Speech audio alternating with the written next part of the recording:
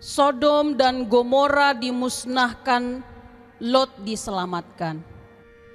Kedua malaikat itu tiba di Sodom pada waktu petang.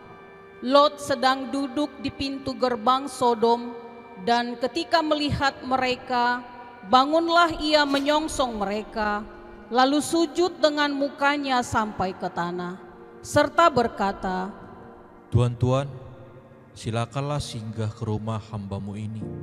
Bermalamlah di sini dan basuhlah kakimu. Maka besok pagi tuan-tuan boleh melanjutkan perjalanannya.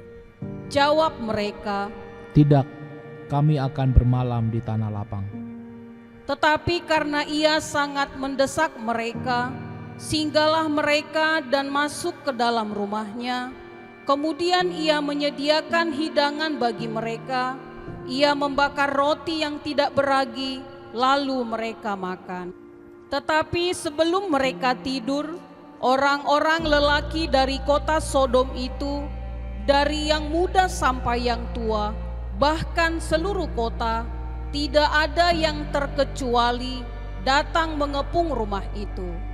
Mereka berseru kepada Lot, Di manakah orang-orang yang datang kepadamu malam ini? Bawalah mereka keluar kepada kami supaya kami pakai mereka. lalu keluarlah Lot menemui mereka ke depan pintu, tetapi pintu ditutupnya di belakangnya. Dan ia berkata, Saudara-saudaraku, janganlah kiranya berbuat jahat. Kamu tahu, aku mempunyai 2 orang anak perempuan yang belum pernah dijamah laki-laki. Baiklah mereka kubawa keluar kepadamu. Perbuatlah kepada mereka seperti yang kamu pandang baik. Hanya jangan kamu apa-apakan orang-orang ini, sebab mereka memang datang untuk berlindung di dalam rumahku. tetapi mereka berkata, Enyahlah, lagi kata mereka, orang ini datang ke sini sebagai orang asing dan dia mau menjadi hakim atas kita.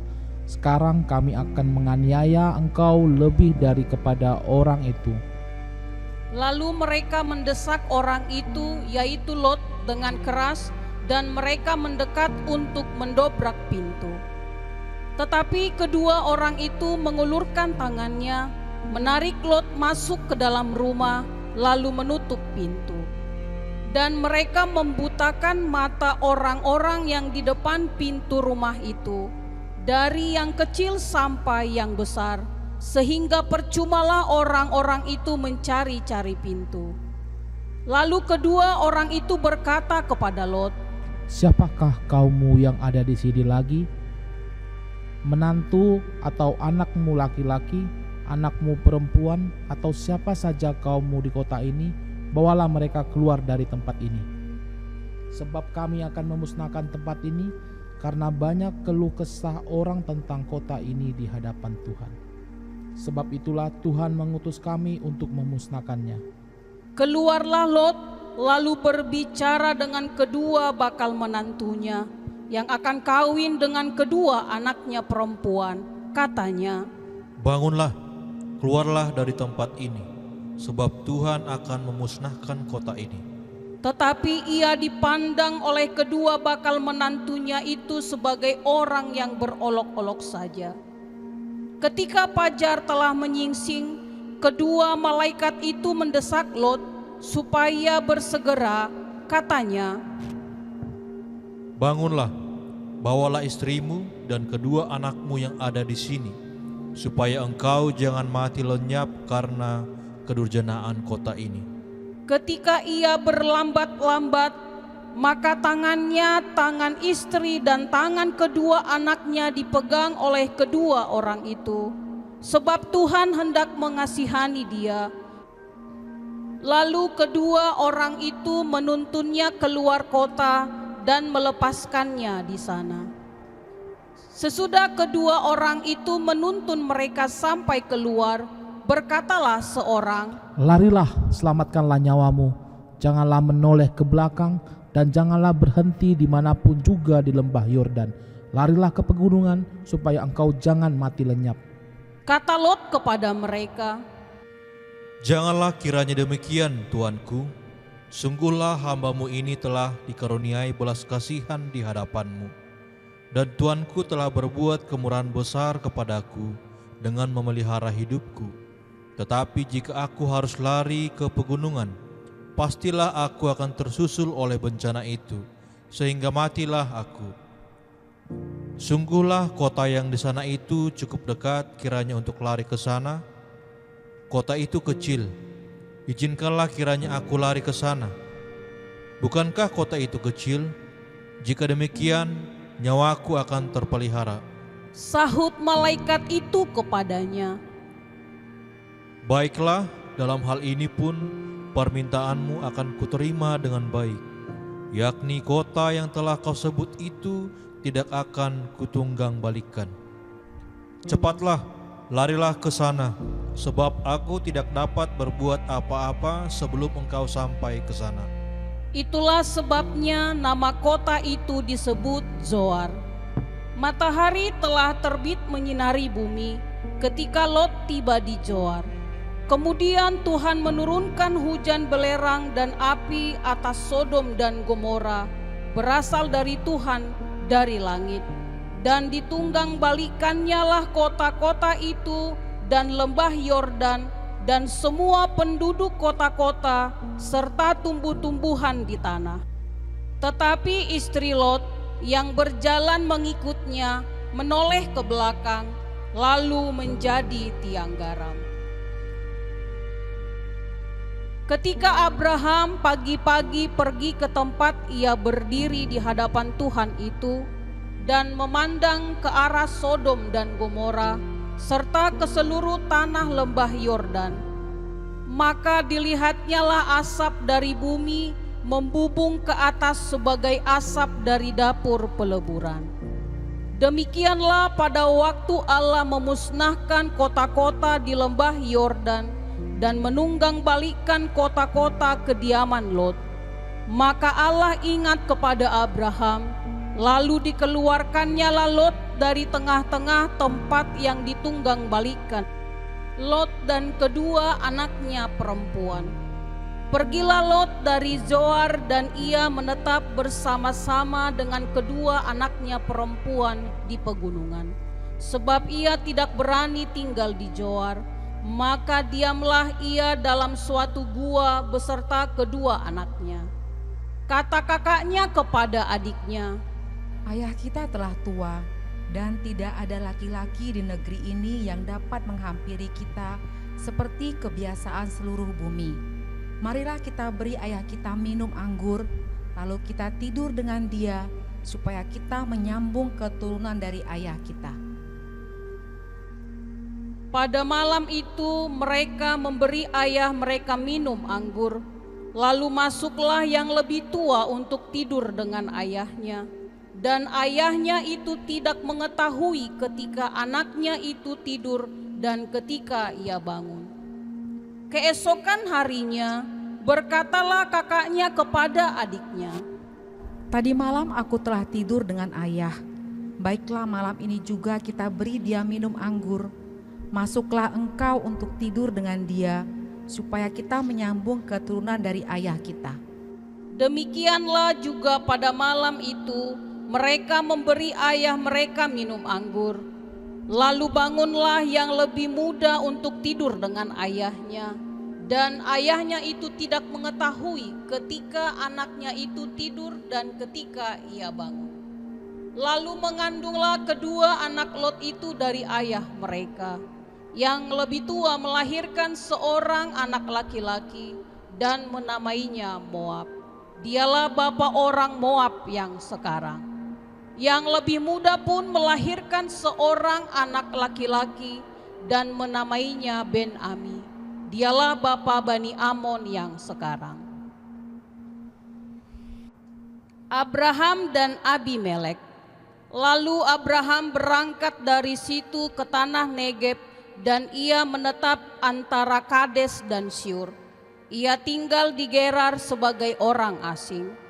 Oleh karena Abraham telah mengatakan tentang Sara istrinya, Dia saudaraku, maka Abimelek raja Gerar menyuruh mengambil Sara. Tetapi pada waktu malam Allah datang kepada Abimelek dalam suatu mimpi serta berfirman kepadanya, Engkau harus mati oleh karena perempuan yang telah kau ambil itu, sebab ia sudah bersuami. adapun Abimelek belum menghampiri Sarah. Berkatalah ia, Tuhan, apakah engkau membunuh bangsa yang tak bersalah? Bukankah orang itu sendiri mengatakan kepadaku, dia saudaraku, dan perempuan itu sendiri telah mengatakan, ia saudaraku. Jadi hal ini kulakukan dengan hati yang tulus dan dengan tangan yang suci.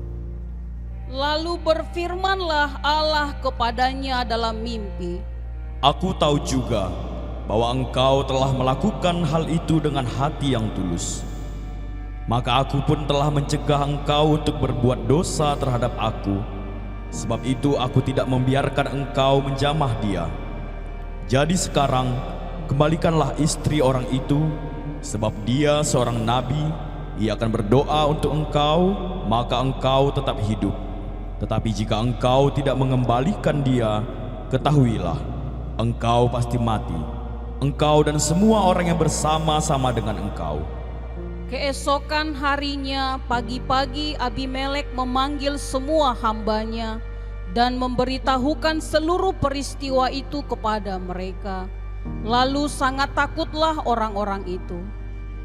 Kemudian Abimelek memanggil Abraham dan berkata kepadanya, Perbuatan apakah yang kau lakukan ini terhadap kami?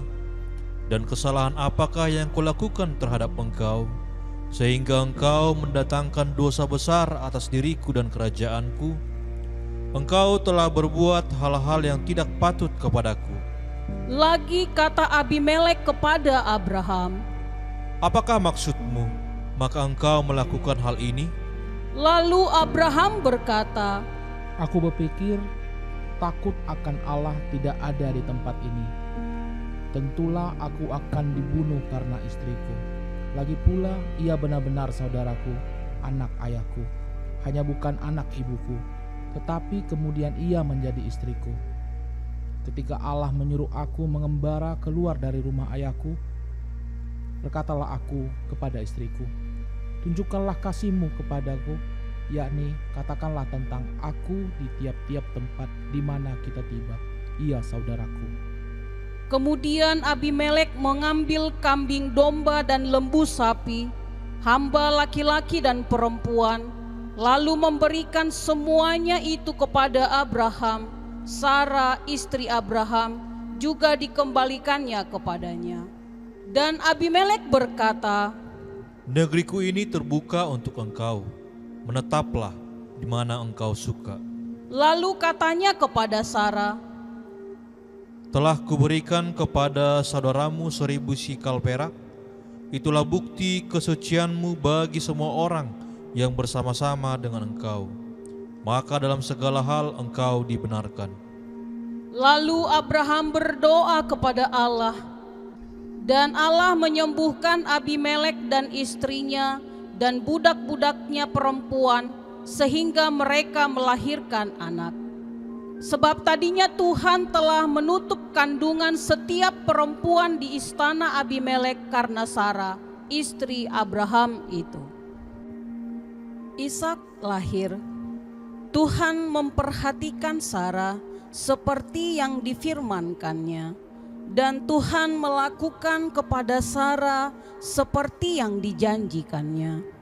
Maka mengandunglah Sarah, lalu ia melahirkan seorang anak laki-laki bagi Abraham dalam masa tuanya, pada waktu yang telah ditetapkan sesuai dengan firman Allah kepadanya. Abraham menamai anaknya yang baru lahir itu Ishak, yang dilahirkan Sarah baginya. Kemudian Abraham menyunat Ishak, anaknya itu, ketika berumur 8 hari, seperti yang diperintahkan Allah kepadanya. Adapun Abraham berumur 100 tahun ketika Ishak anaknya lahir baginya. Berkatalah Sarah, Allah telah membuat aku tertawa Setiap orang yang mendengarnya akan tertawa karena aku. Lagi katanya, Siapakah tadinya yang dapat mengatakan kepada Abraham, Sarah menyusui anak? Namun aku telah melahirkan seorang anak laki-laki baginya pada masa tuanya. Abraham mengusir Hagar dan Ismail. Bertambah besarlah anak itu dan ia disafi. Lalu Abraham mengadakan perjamuan besar pada hari Ishak disapih itu. Pada waktu itu Sarah melihat bahwa anak yang dilahirkan Hagar, perempuan Mesir itu bagi Abraham, sedang main dengan Ishak, anaknya sendiri. Berkatalah Sarah kepada Abraham, Usirlah hamba perempuan itu beserta anaknya, sebab anak hamba ini tidak akan menjadi ahli waris bersama-sama dengan anakku Ishak. hal ini sangat menyebalkan Abraham oleh karena anaknya itu. Tetapi Allah berfirman kepada Abraham, Janganlah sebal hatimu karena hal anak dan budakmu itu. Dalam segala yang dikatakan Sarah kepadamu, haruslah engkau mendengarkannya, sebab yang akan disebut keturunanmu ialah yang berasal dari Ishak. Tetapi keturunan dari hambamu itu juga akan kubuat menjadi suatu bangsa, karena ia pun anakmu. keesokan harinya pagi-pagi Abraham mengambil roti serta sekirbat air dan memberikannya kepada Hagar. Ia meletakkan itu beserta anaknya di atas bahu Hagar, kemudian disuruhnyalah perempuan itu pergi. Maka pergilah Hagar dan mengembara di padang gurun Berseba. Ketika air yang dikirbat itu habis, dibuangnyalah anak itu ke bawah semak-semak, dan ia duduk agak jauh, kira-kira sepemanah jauhnya, sebab katanya, Tidak tahan aku melihat anak itu mati. sedang ia duduk di situ, menangislah ia dengan suara nyaring.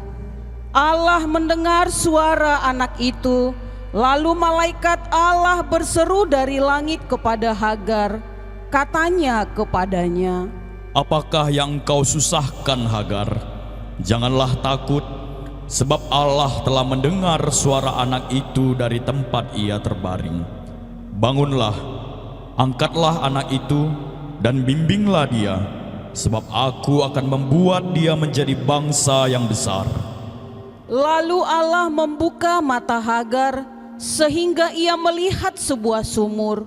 Ia pergi mengisi kirbatnya dengan air, kemudian diberinya anak itu minum.